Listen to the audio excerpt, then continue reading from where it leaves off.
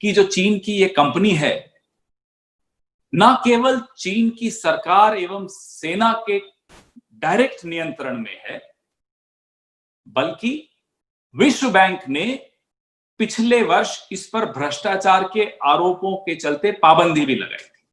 तो चिंता और बढ़ जाती। डोंगफैंग नामक यह कंपनी, DONGFANG, डोंगफैंग नामक यह कंपनी विश्व के अनेक देशों में सक्रिय है और पाकिस्तान के साथ इसका विशेष संबंध है।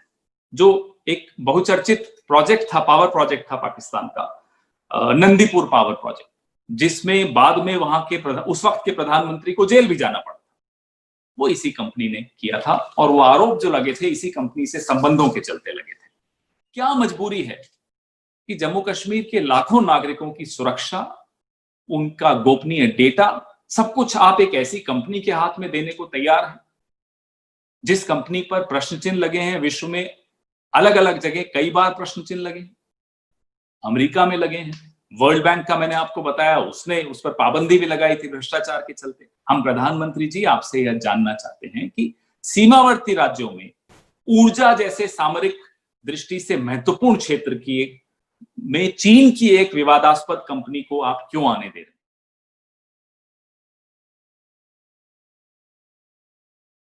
लगभग 3 महीनों से लगातार लद्दाख में भारतीय सीमा पर हो रही चीन की घुसपैठ की खबरें हम और आप सुन रहे हैं। सैटेलाइट तस्वीरों के माध्यम से, सेवानिवृत्त सेना के अधिकारियों के माध्यम से, विशेषज्ञों, रक्षा विशेषज्ञों के माध्यम से और स्थानीय नागरिकों के माध्यम से लगातार सबूत भी मिल रहे हैं, सबके सामने सब कुछ है।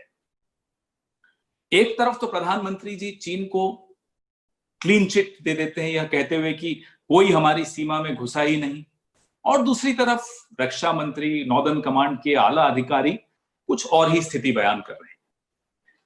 मीडिया के माध्यम से यह भी जानकारी मिली है कि कैबिनेट के मंत्रियों पर चीन के विरुद्ध बोलने पर पाबंदी प्रधानमंत्री कार्यालय ने लगा रखी है। खैर, पिछले कुछ सप्ताहों में हम, मेरे अनेक वरिष्ठ सहयोगियों ने, मैंने, हम सब ने आपके सामने प्रधानमंत्री नरेंद्र मोदी जी का जो चीन के प्रति लगाव है उसके कई उदाहरण आपके सामने रखे। वे उदाहरण जो गुजरात में जब वो मुख्यमंत्री थे तब के भी उदाहरण हो सकते हैं, उसके बाद जब वो प्रधानमंत्री बने उसके भी कई उदाहरण आपके सामने रखे। कैसे गुजरात में चीन की कंपनियों को प्राथमिकता उस वक्त भी दी जा रही थी, अब भी दी जा रही है, ये भी उदाहरण आपके सामने रखे। कैसे पीएम केयर्स फंड में चीन की कंपनियों का पैसा आया, उस पैसे का कोई हिसाब किताब सार्वजनिक पटल पे नहीं रखा जा रहा, वो एक अलग विषय है ही। कैसे अकेले गुजरात में smart city, industrial park, textile park के आदि के तहत चीन की 43,000 करोड़ के करारनामे हुए, ये भी हमने आपके सामने रखा था। जब नरेंद्र मोदी जी गुजरात के मुख्यमंत्री थे तो 2011 में तो मोदी जी ने गुजरात के स्कूलों में मैंडरिन भाषा लाने की भी घोषणा कर दी थी। उस घोषणा का क्या हुआ ये नहीं मालूम, लेकिन घोषणा जरूर की थी। 2017 के विधानसभा चुनाव में, गुजरात के विधानसभा चुनाव में, ग्लोबल टाइम्स, जो कि चीन की सरकार का एक मुखपत्र माना जाता है, वो लिखता था कि चीनी कंपनियां चाहती हैं कि गुजरात में एक बार फिर नरेंद्र मोदी जी की पार्टी की ही जीत हो। अगर गुजरात में मोदी जी को बड़ी जीत मिलती है तो यह चीनी कंपनियों के लिए फायदेमंद हो सकता है। ये ग्लोबल टाइम्स लिख रहा है। चीन की कुछ कंपनियों को डर है कि यदि गुजरात में मोदी जी की हार होती है तो केंद्र में उनके द्वारा आर्थिक फैसले जो लिए जा रहे हैं उन पर ब्रेक लग जाएगा और चीनी कंपनियों को नुकसान होगा। ये ग्लोबल टाइम्स का कथन है। खैर, दो देशों में जो संबंध होते हैं उसमें कूटनीति के साथ साथ व्यापार का भी एक योगदान होता है, एक महत्वपूर्ण पहलू होता है व्यापार, इससे कोई इनकार नहीं करता। लेकिन दो देशों के जो व्यापारिक रिश्ते होते हैं उन रिश्तों में कोई भी देश, हम हो या कोई और हो, कोई भी देश अपने सामरिक हितों को ताक पर रखकर तो व्यापार नहीं करता। ऐसे तो कोई व्यापार होता नहीं, क्योंकि सामरिक हितों से बढ़कर व्यापार कभी नहीं हो सकता। वैश्वीकरण का युग है, ये हम सब जानते हैं, मानते हैं, स्वीकार करते हैं। और इस युग में कंपनियां हो या निवेश, वो भौगोलिक सीमाओं से कमोबेश नहीं बंधता। ये जानकारी हम सबको है, ये ज्ञान हम सबको है। लेकिन जब चीन की एक ऐसी कंपनी को जम्मू कश्मीर जैसे संवेदनशील राज्य में एक संवेदनशील काम पिछले दरवाजे से आने दिया जाता है और उसको वो काम मिल जाता है, तो बहुत गंभीर चिंता का विषय हो जाता है। जब यह पता चले विशेष तौर पे कि जो चीन की ये कंपनी है ना केवल चीन की सरकार एवं सेना के डायरेक्ट नियंत्रण में है, बल्कि विश्व बैंक ने पिछले वर्ष इस पर भ्रष्टाचार के आरोपों के चलते पाबंदी भी लगाई थी, तो चिंता और बढ़ जाती। डोंगफैंग नामक यह कंपनी, DONGFANG, डोंगफैंग नामक यह कंपनी विश्व के अनेक देशों में सक्रिय है और पाकिस्तान के साथ इसका विशेष संबंध है। जो एक बहुचर्चित प्रोजेक्ट था, पावर प्रोजेक्ट था पाकिस्तान का, नंदीपुर पावर प्रोजेक्ट, जिसमें बाद में वहां के उस वक्त के प्रधानमंत्री को जेल भी जाना पड़ा, वो इसी कंपनी ने किया था और वो आरोप जो लगे थे इसी कंपनी से संबंधों के चलते लगे थे। जो चीन की एक बहुत महत्वाकांक्षी योजना है Belt and Road Initiative, Rahul ji ने भी इस पर पिछले 2 वीडियो पहले भी इस पर चर्चा की थी। तो बेल्ट एंड रोड इनिशिएटिव में इस कंपनी की एक महत्वपूर्ण भूमिका है। अब यह कंपनी के बारे में थोड़ा मैं आपको बता दूं। यह ऊर्जा के क्षेत्र में हार्डवेयर और सॉफ्टवेयर दोनों में सक्रिय है। दोनों का ये कॉम्प्रिहेंसिव सॉल्यूशन जिसको कहते हैं, एक समग्र, एक सर्वांगीण समाधान इनके पास है, ये बोलते हैं।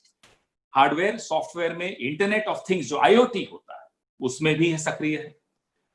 इसके तहत power grid, smart meter, meter के अंदर लगने वाली जो रेडियो फ्रीक्वेंसी टेक्नोलॉजी होती है, RF टेक्नोलॉजी, उसमें भी यह कंपनी उसके लिए भी जानी जाती है। तो जम्मू कश्मीर में जो स्मार्ट मीटर लगाने का ठेका जिस कंपनी को मिला है, उस कंपनी ने रिमोट कम्युनिकेशन टेक्नोलॉजी का ठेका डोंगफैंग को दे दिया। सब कॉन्ट्रैक्ट, ये वाला जो हिस्सा है स्मार्ट मीटर्स लगाने का, वो उसने डोंगफैंग कंपनी को दे दिया है। उक्त ठेका ग्रामीण विद्युतीकरण निगम, ऊर्जा मंत्रालय ने दिया है। स्मार्ट मीटर का सबसे महत्वपूर्ण हिस्सा रेडियो फ्रीक्वेंसी अथवा रिमोट कम्युनिकेशन सिस्टम होता है। ऐसा महत्वपूर्ण एवं संवेदनशील काम एक बेहद संवेदनशील इलाके में, कश्मीर में, ऐसा काम ऐसी कंपनी को दे दिया जाए जो सीधे सीधे चीन की सरकार और सेना को रिपोर्ट करती हो, तो यह विषय राष्ट्रीय सुरक्षा को देखते हुए बहुत ज्यादा गंभीर माना जाना चाहिए। बड़ी हैरानी की और हास्यास्पद बात यह भी है कि 2017 में भारतीय जनता पार्टी के एक सांसद श्री जी किशन रेड्डी, जो आज गृह राज्य मंत्री हैं, 2017 में उन्होंने लगातार ट्वीट किए इस कंपनी के खिलाफ और अपनी ही सरकार को आगाह किया इस कंपनी के विरुद्ध कि भैया सुरक्षा के लिए खतरा है, डोंगफैंग नामक कंपनी को भारत में बहुत काम मिल रहा है, अपनी ही सरकार के खिलाफ। और आज वह गृह राज्य मंत्री हैं। आज वही सरकार जम्मू कश्मीर जैसे संवेदनशील इलाके में 2 lakh metre smart meters, Jammu में और श्रीनगर दोनों में 1-1 लाख मीटर्स का काम जिस कंपनी को दे रही है, वो कंपनी आगे डोंगफैंग नामक इसी कंपनी को RF टेक्नोलॉजी का काम दे रही है। विशेषज्ञों का क्या मानना? उनका यह मानना है कि इस टेक्नोलॉजी के जरिए दुश्मन जब चाहे उस इलाके में ब्लैकआउट कर सकता है, उपभोक्ताओं का संवेदनशील डेटा भी उसके हाथों में जाने का खतरा रहता है और उसका दुरुपयोग का भी खतरा रहता है। तो जम्मू कश्मीर हम सब जानते हैं वो कितना संवेदनशील इलाका है। वहां हमारे जवान, बहादुर जवान मेहनत कर रहे हैं, कड़ी मेहनत कर रहे हैं। वहां के नागरिकों की सुरक्षा का सवाल है, लेकिन इस सरकार ने फिर भी ये होने दिया। आज पूरे विश्व में साइबर हमलों को लेकर हर देश सजग रहता है, चेष्टा करता है कि कैसे अपने अपने महत्वपूर्ण ठिकानों को बचाया जाए साइबर हमलों से। अभी हाल ही में ऑस्ट्रेलिया के पार्लियामेंट पर एक साइबर हमला हुआ, उसमें सीधे सीधे ऑस्ट्रेलिया ने चीन पर आरोप लगाया। भारत में सिर्फ जून के 5 दिन में भारत के बैंकिंग क्षेत्र में 40,000 साइबर हमले चीन के द्वारा हुए। ये सारा जो डेटा है ये सार्वजनिक पटल पर है, पब्लिक डोमेन में है, मैंने भी वहीं से लिया। आज की ऐसी स्थिति जब सीमा पर हमारे जवान डट कर लद्दाख की सीमा पर मुकाबला कर रहे हो दुश्मन का, और 20 जवान हमने गंवाए भी हैं, उसके बाद जब चीन लगातार वादा खिलाफी कर रहा है, रोज खबरें आती हैं कि भाई वो वादा खिलाफी कर रहा है, आज कुछ तय होता है, कल वो नहीं कर रहा।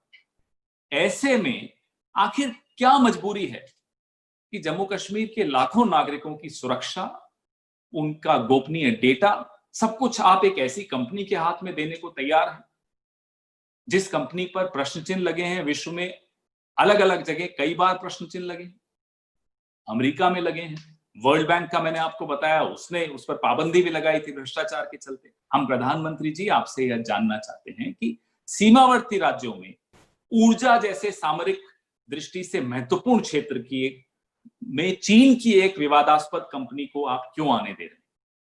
ये केंद्र सरकार का बजट है, केंद्र सरकार की योजना है। तो ये प्रश्न जाहिर सी बात है हम केंद्र सरकार में बैठे प्रधानमंत्री जी, जिनका चीन के प्रति लगाव जग जाहिर है, उनसे पूछेंगे।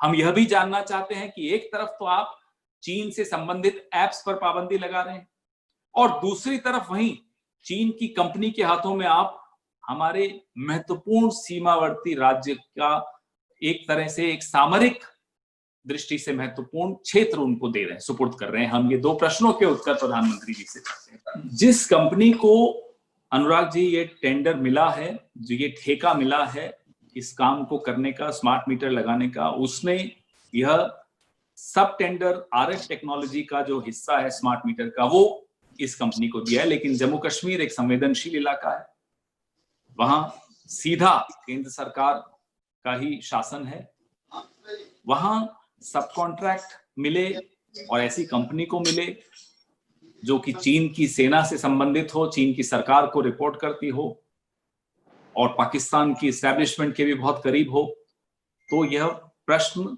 और ज्यादा गंभीर हो जाता है। पेंटागन ने भी ह्यूआई पर पाबंदी लगाई है, उसके विषय में बहुत गंभीर टिप्पणी की है। ह्यूआई और डोंगफेंग आपस में बहुत करीबी से जुड़े हुए हैं, टेक्नोलॉजी शेयरिंग करते हैं, आपस में जुड़ी हुई दो कंपनीज।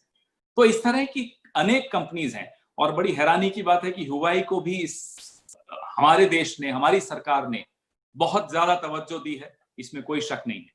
तो ये ऐसा समय है जब चीन और भारत के संबंधों में सीमा को लेकर बहुत बड़ा विवाद है।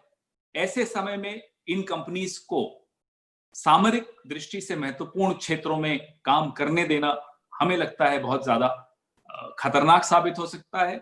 उपभोक्ता के इस पर्टिकुलर एग्जाम्पल की उदाहरण की बात करें तो जो ऊर्जा के जो उपभोक्ता हैं जम्मू और श्रीनगर के, उनके लिए भी ये खतरनाक हो सकता है और उनके डेटा के लिए भी ये सरेआम दुश्मन के हाथ में ये डेटा देने वाली बात होगी।